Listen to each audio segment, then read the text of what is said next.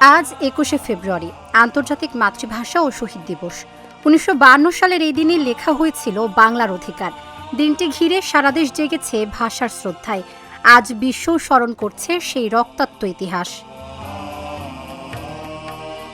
১৯৪৭ সালে পাকিস্তান সরকার ঘোষণা দেয় উর্দুই হবে একমাত্র রাষ্ট্রভাষা। এই অন্যায়ের প্রতিবাদে ফেটে পড়ে বাংলার ছাত্র সমাজ। ১৯৫২ সালের ২১শে ফেব্রুয়ারি ১৪৪ ধারা ভেঙে রাজপথে নামেন শিক্ষার্থীরা। পুলিশ গুলি চালায়। শহীদ হন বরকত, সালাম, রফিক, জব্বাররা। জন্ম নেয় এক নতুন চেতনা।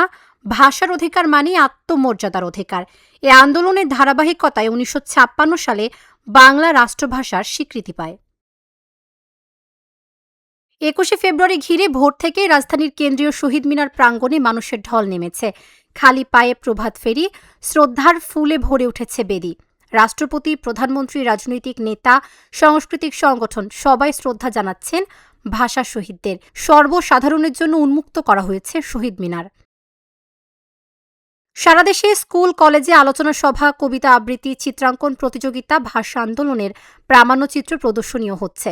সমস্বরে উচ্চারিত হচ্ছে আমার ভাইয়ের রক্তে রাঙানো ২১শে ফেব্রুয়ারি, আমি কি ভুলিতে পারি গানটি।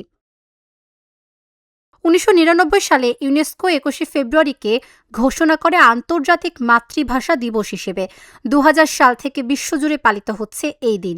শুধু বাংলাদেশ নয়, এই দিনকে ঘিরে London, new York, Toronto, Kolkata সহ বিশ্বের বিভিন্ন শহরে প্রবাসীরা দিবসটি পালন করছেন। আজ বিশ্বজুড়ে ভাষাগত বৈচিত্র্য রক্ষার অঙ্গীকারের দিন।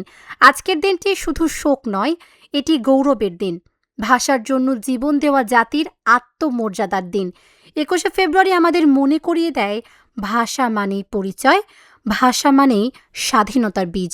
শ্রদ্ধা সকল ভাষা শহীদদের প্রতি। তাবাসসুম সেজুথি, ঢাকা জার্নাল।